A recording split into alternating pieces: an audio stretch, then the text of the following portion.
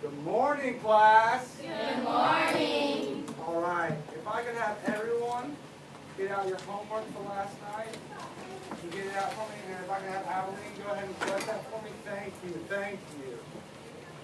So did everyone understand the story and the homework last night? You feel pretty comfortable with it? All right.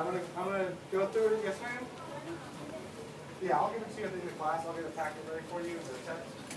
I'll give it to you. Yes, ma'am. Yeah, same for you. No problem, Logan. I got the sheets over there.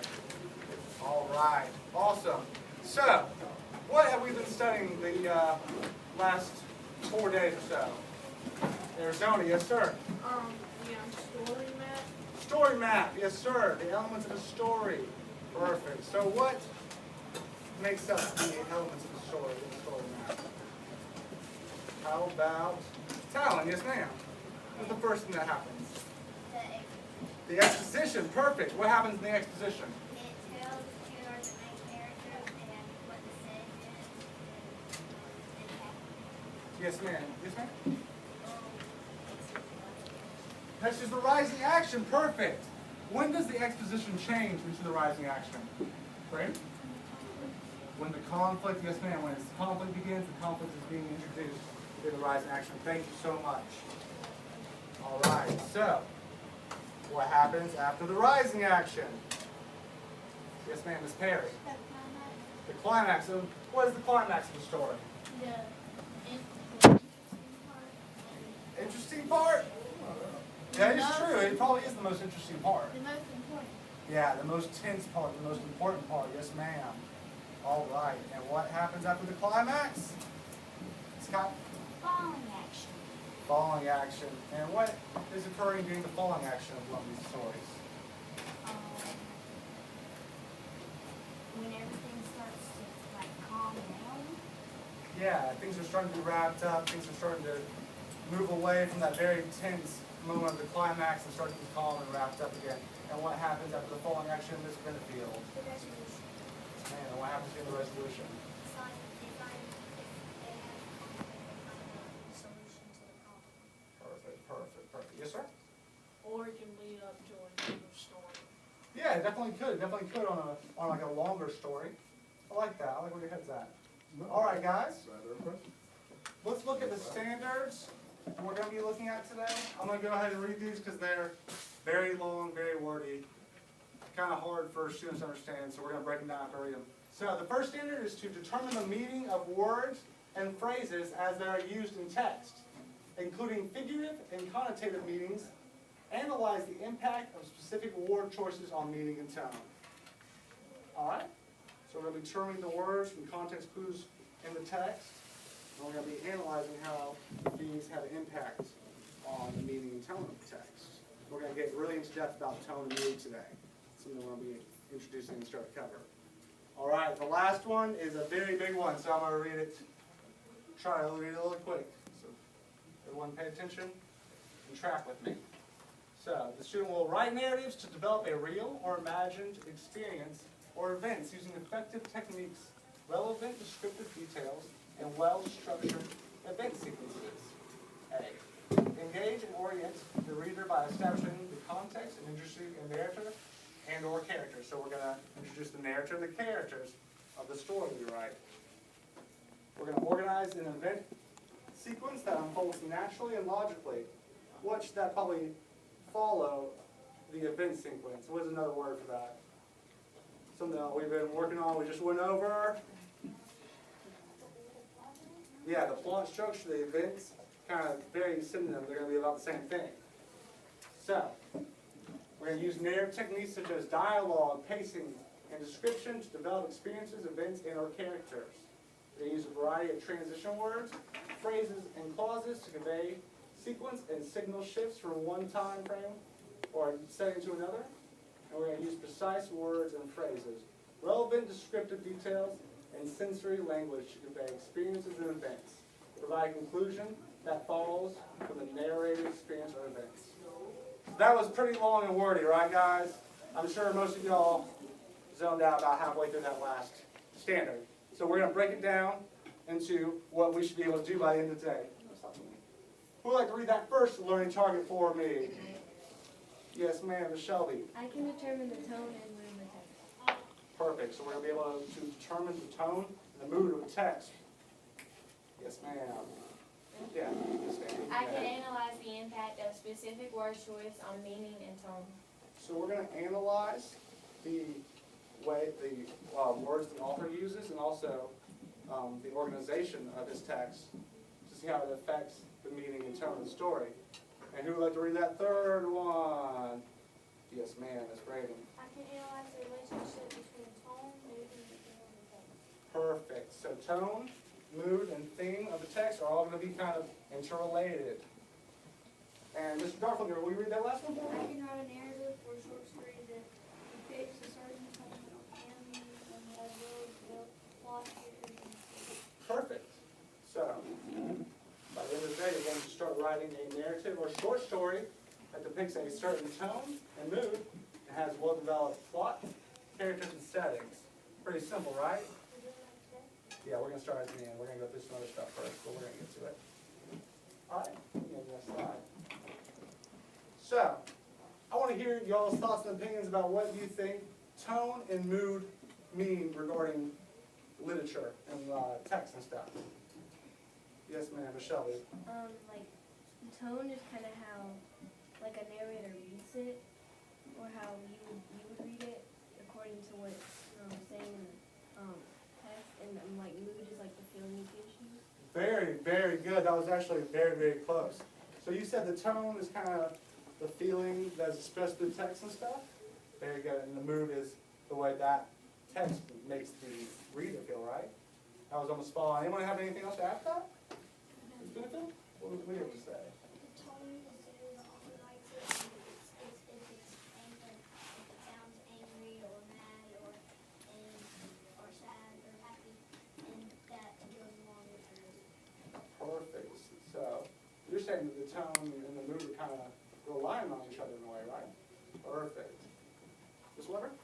Also, in the tone, you can kind of tell like what you're saying, Mm-hmm. like the feeling of it, Yes, ma'am. because you can use clues like how they're saying it, like if somebody's saying, "Your puppy's so cute," you can get the feeling that it's kind of happy. Yes, yes, yes.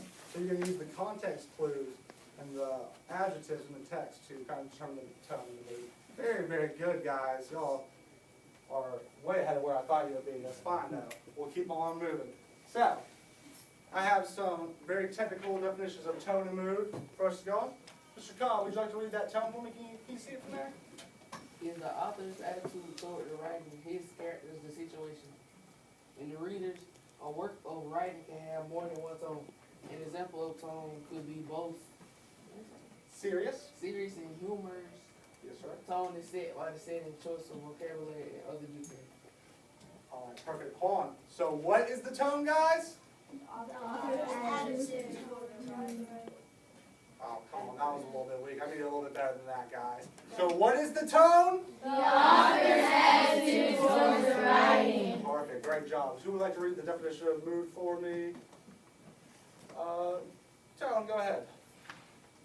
That is the general atmosphere created by the author's words. It is the feeling the reader gets from reading those words. It may be the same or it may change from situation to situation. So, very good. What I want you guys to pay attention to is that second sentence where it says, is the feeling the reader gets from reading those words. So what is the mood? The Feeling the reader gets from reading the words. Perfect. So the tone is the author's attitudes towards the writing, its characters, the situation, and the readers. And this is going to help influence the mood, which is the general atmosphere created by the author's words, and how the reader feels from reading these words. Next slide. So, I know this is kind of hard to see, so I'm going to flip off the lights. We're going to do a little activity just to kind of get familiar with tone and mood. We're going to look at some movie posters. Now I want you guys to try to identify the tone and the mood of these posters. You ready? What's that first one, Miss Perry?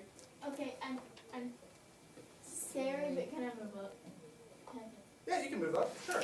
But yes, correct. Scary, frightening. we have this kind of dark figure in the dark with bloody eyes. It's kind of gives you a chill when you see it, right? No, No? All right, well, Danny's not scared of anything, right? that's not true either. Oh, it's exciting. Exciting, that could be another one. It kind of gives you that sense of thrill, like, ooh, something, you know something's going to happen when you see that, right? Yes, Service Arizona. It's gonna be in a dark and scary place. Yes, yes, and that is perfect because the setting is always going to be a main component of setting the tone of the mood, right? Yes, ma'am? Seems intriguing, you like that? Awesome, awesome, all right? So let's go to the next movie poster. What tone and mood is being presented here? Miss Weber? Silly. Silly, yes ma'am, goofy, happy. We got Chevy Chase with an egg broken on his head and he's just sitting there kind of smiling. What's the name of the movie? Does anyone notice that?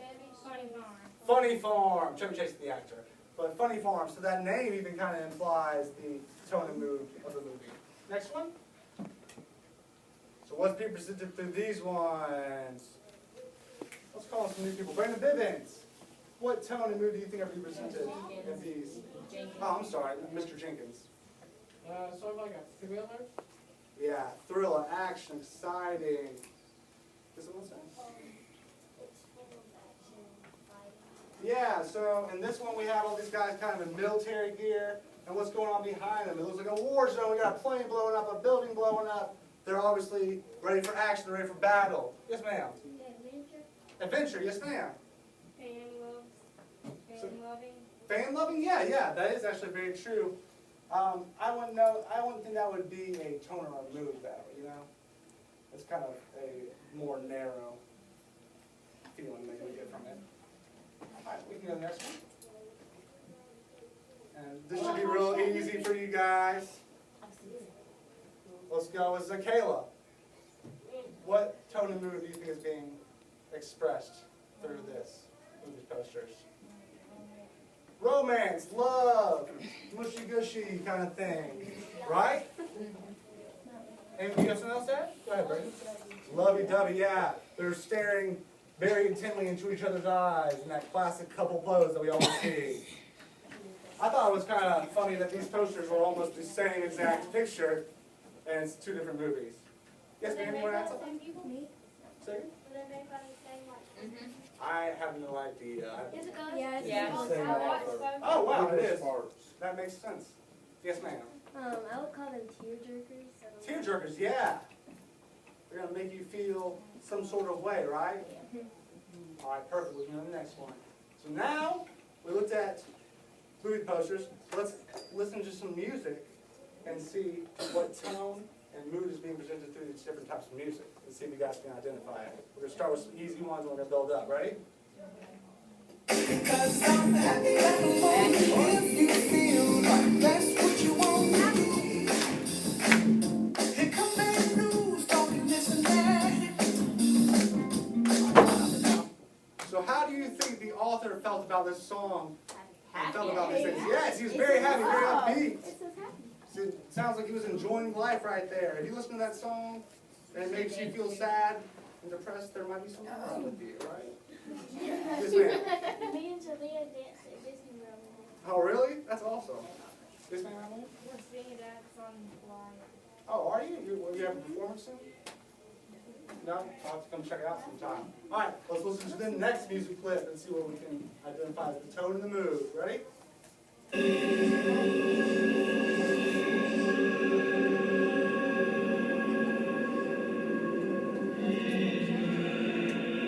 All right, stop for a minute. Jack, what do you think the tone and mood is being expressed through that music? Scary. Scary, frightening. Makes you feel like someone's going to jump out from behind you and get you, right? Makes you feel very intense. Yes, ma'am, Natalie. Thriller, yes. It kind of reminds me of one of those like classical Dracula movies. Yes, you would definitely hear that in one of those old school scary movies in the background. Perfect. Yes, ma'am? Intense, yeah. Creepy, yes. You feel like someone's... Someone is behind us. I know, you get that presence. Yes, ma'am? Mysterious, that is a good one. You kind of don't know what's going to pop out, you don't know what to expect. Perfect. All right, let's listen to the next clip. and then shift over when you have to. Sorry.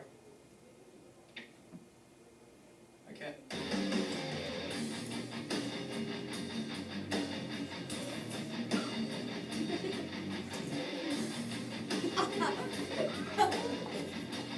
All right. So, let's go with this. Danny. Energetic. Energetic, that is a good one. Well, it's good the tone be set for that. Pumped up, yeah. Kind of revved up. Crazy, yeah, a little bit. Exciting. Exciting, yeah. Kind of gets your blood flowing when you hear it. You don't even need to have lyrics for it, and kind of can give you that tone and mood just from the instrument. Yes, ma'am? Weird, a little bit? Yeah, if it's not your style of music, maybe it might feel a little weird. Yes, ma'am, Talon? Intense, perfect. Right? I don't know why it's in my mind, but You know, that's fine. A little emotional. That is very emotional music, you know. There's a lot of energy behind it. Yes, sir, Mr. Jenkins. Epic? Epic, yeah. That's a good one, too. I like that. All right. Amazing, that's fine. All right, let's go to the last music clip. Let's see.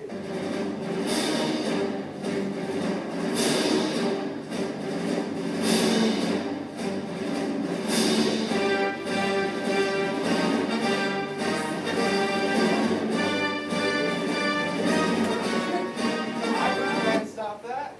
So, I think everyone's probably heard that clip at least once in their life. Mr. Cobb, how does that, what tone and mood does that music make you feel?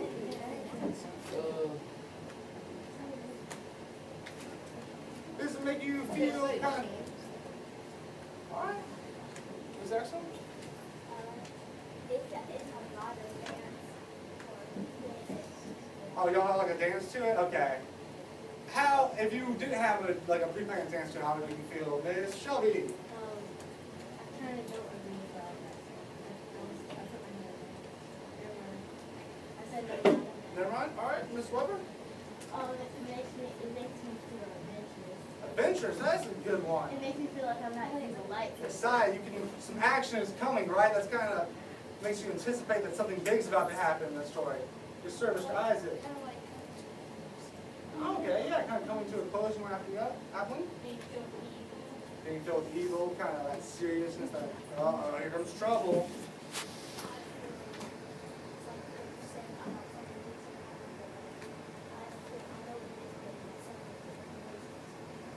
Okay.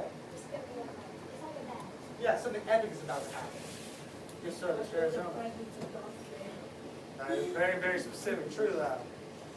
It's always reminded me of like a group of army members marching. Very, yeah, kind of going, getting ready for war. So, you could describe that as a very serious tone, very straightforward tone. They're about to go into battle. You know, they're very focused. Yes, ma'am. Like an interest. It sounds like an interest, like somebody's walking. Yeah, yeah. Interest of something big about happening. Yes, ma'am. When it first came on, to me it sounded like they had a lot of pride. Yeah. Oh, yeah. That could be. That's a good one. A very good one. It kind of has a lot of pride. They're very proud of themselves and hold themselves up high. I like that. Scale, you can just stretch it. Fair enough. All right. So that was very, very good, guys. Y'all feel pretty comfortable with tone and mood? So what's the tone? How the attitude, Hold on. Ready? author's All right. Start over. What's the tone? the author's attitude Towards the text. Yeah. You just simplify it towards the text. And what is the mood? how you're feeling. How the reader feels as he texts as a result of the author's tone that he texts, right? Perfect. All right, guys. I'm going to flip on the lights. And we are going to do some guided notes real quick. Guys, start note taking. I promise you guys, if you give me your attention for 10 minutes, we will move on and start doing some stuff that's a little more active, a little more fun. But note taking is a skill that you guys are definitely going to have and use. And I know most of you guys are probably going to go to college and stuff, and you take a lot of notes in college. So we're going to practice that today. Yes, ma'am.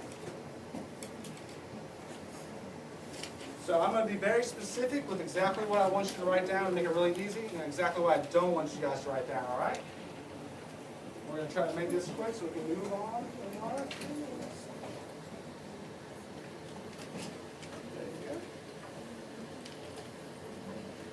You can go to that next slide, Mr. Gibbs.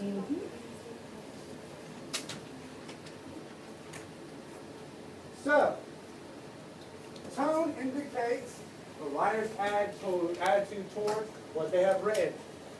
That's a little bit different wording, but same idea. The tone is how the author feels or his attitude towards what has been written, right?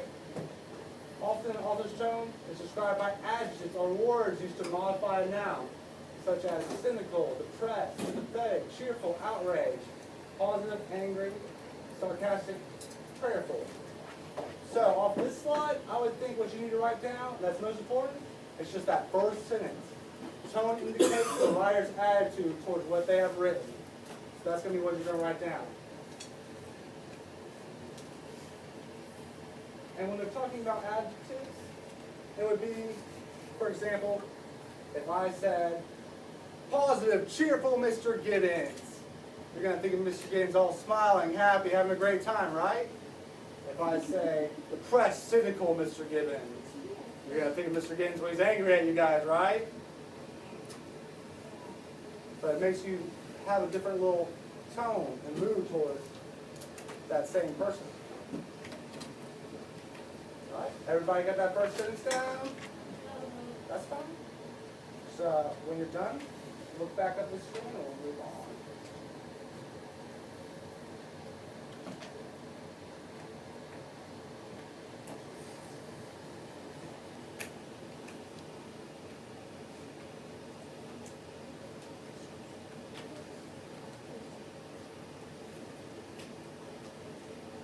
So what is the tone? Yes,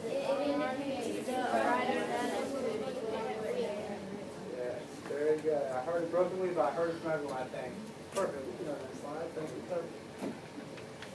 So, tone is not an action, it's an attitude.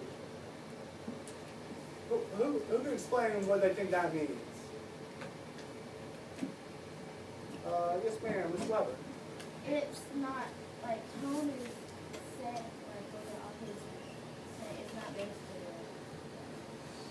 what they're trying to. I think I get what you're trying to say. It's not really the actions or the conflict. Yeah. It's more about how things are described and built up. Very true. Yes, ma'am, Ms. Gray. It's like if somebody punched like a person that it could be either like really good or but that might be inspired Yeah, that could not describe the tone. He is being like energetic, angry with his actions, but the tone of that text can be totally different. Very good. I like that, Ms. Gray. Yes, ma'am. This is kind of behind, but I was thinking like the mood is kind of like the action, because the things that they do in the story, like kind of set the mood, but the tone is pretty much just like, I don't know, like, especially if there's like a narrator reading it, the attitude that comes out. It's not necessarily an action, it's just like how it feels. Yes, ma'am. Very true. All right, we go to the next slide. So we got some real life examples. You can say the same phrase in different ways, each showing a different attitude or tone. Try saying, come here, Sally, using the following tones. All right, I would like some of you guys to do this for me. All right? I'm good at being bossy. Miss Braden, do commandy or bossy. Come here, Sally. Good, very stern, very straightforward. Let's go with Miss Weber. A little secret, they're trying to entice me to come over, right? Mr. Dorflinger. Sally, very good. Abilene, could you do angry for me? Come here, Sally. Yeah, you're going to be a little crisper, a little harsher with your voice. Miss Perry. Come here, Sally! Very good. I can see you're excited to do that. And the last one, playful. Let's go with Miss Benfield. Come here, Sally. Yeah, you're trying to, oh, come on, we got to go do something. Yeah. Playful and excited are going to be very, very similar in that aspect. All right, awesome. Go to the next slide, please. So, look at that sentence right there. Tone is not explained or expressed directly. That's really important. I would write that one down for sure. So, in most stories, is the theme of the story ever going to be directly said in the story? No, what do we have to do to figure out the theme of the You story? have to look for Infer. Yes, we have to infer. Perfect, Danny. And infer means to read between the lines. So, just like theme with tone, it's not explained or expressed directly, so we have to read between the lines to figure out the tone. Everybody get that written down?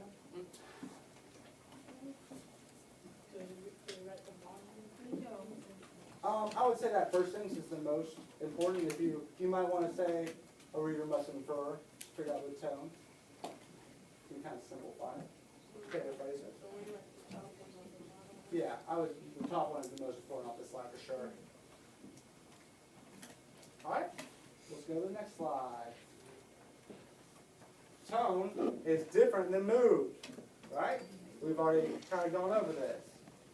Tone is the author's own attitude towards the subject and how that author feels about the subject and his emotions about the subject is going to affect the mood, which is the emotion that the author is trying to get the reader to feel.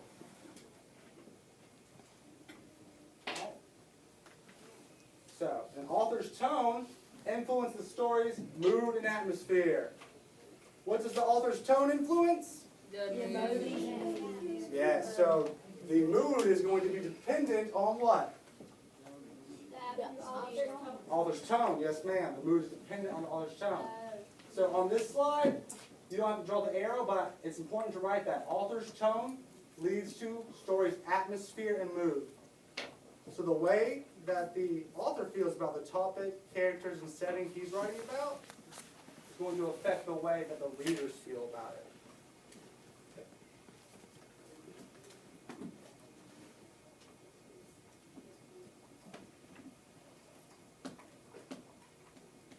Great job, guys. You just look at the screen when you're done writing all of them.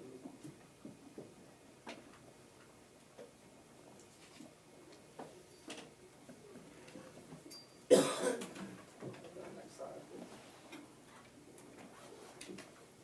So we have some examples here.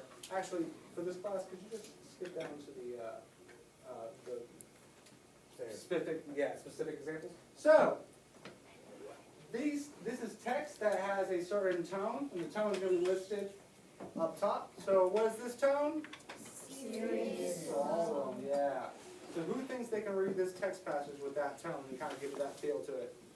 Mr. Jenkins, yes sir. The girl remembered a little from the rain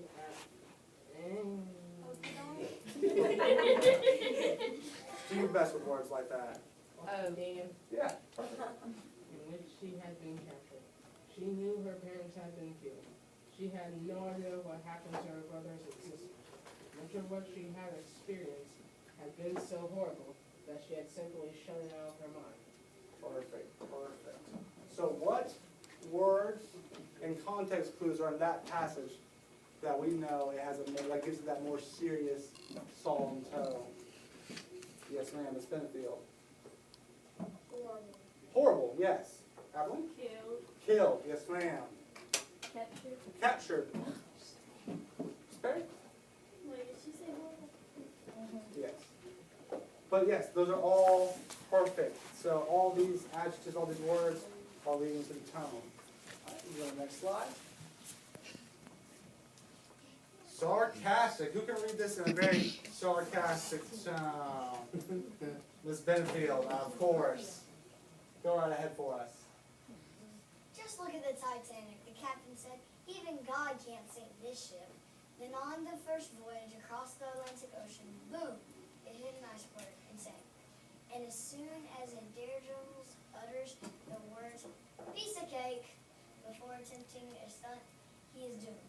Piece of cake becomes his famous last words. Perfect, perfect. So, what context clues and language makes this have a sarcastic kind of tone and mood to it?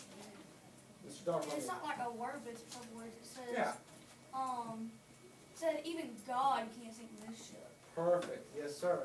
Emily? Just look. Yeah, just look. Come on, look at me. Kind of He might be setting himself for failure there. Anybody else have any fun this week?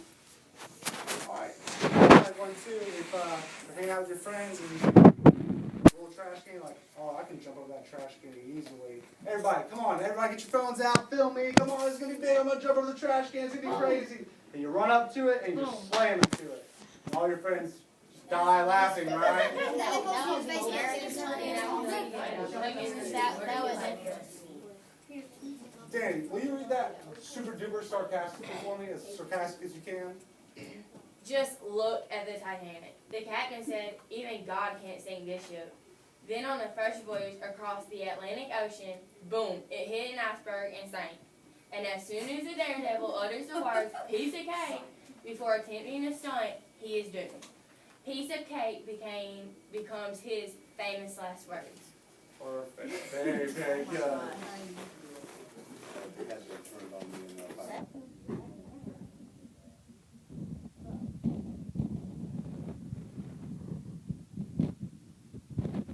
That's what we're going to do a little bit together, all right, guys? Read that one for me in the most humorous voice that you can. When he realized he was still in one piece, he knew that the very last he must be completely blind. With his face peering out of his own body, his brains leaking out of his ears. I liked it. I know it's kind of humorous. Can I do it? I'm going to let one other person do it. And it's gonna, who thinks they can be the funniest? You have been volunteered. No. Yeah. Do you feel comfortable doing that for me? Yes, she was. Come on. Read it as humorous as you can. You gotta read it out loud, though. Although I have a feeling it's absolutely hilarious right now, but it's just in your head. When he realized he was still in one piece, he knew that at the very least, he must be completely flat. Yeah, it'll make sense. Keep going. With his face bent out of his own body. Brains. I want that there word, bottom. Bottom. Bottom, that's what I said. Oh. Brain leaking out of his ears. I can't read. It's big. Miss Weber, do this one for us. When he realized he was still in one piece, he knew that at the very least he must be completely flat. With his face peering out of his own bottom and his brains leaking out of his ears. Perfect. I like the emphasis on that. We gotta move on. You tell me the context clues that make this have a humorous tone to it. He was completely flat. He was completely flat, yeah. Kind of gives you that image of like a cartoon character when they get flattened out by like an anvil or something. Yes, ma'am, was Benfield. Bottom. He was, well, how about this? Peering out of his own bottom. Kind of gives a funny humorous thing. All right. Perfect, guys. So what is tone? The writer's attitude toward the text. I know. That never happened. Ready? What is tone, class? The writer's Writer's attitude. That's what he was right about. And what is mood? Perfect.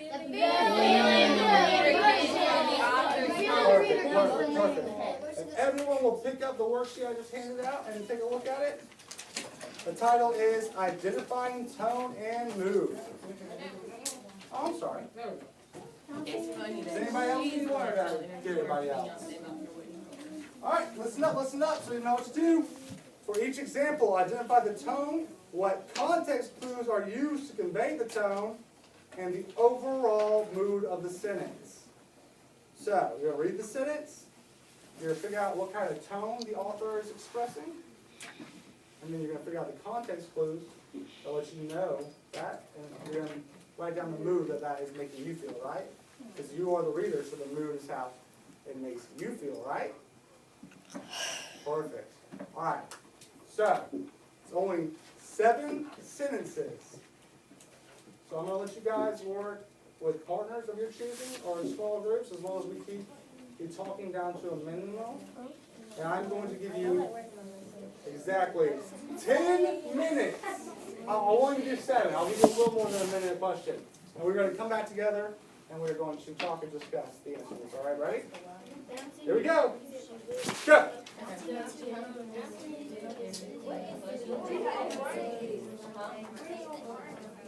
She can't hear my voice. She can't hear my voice.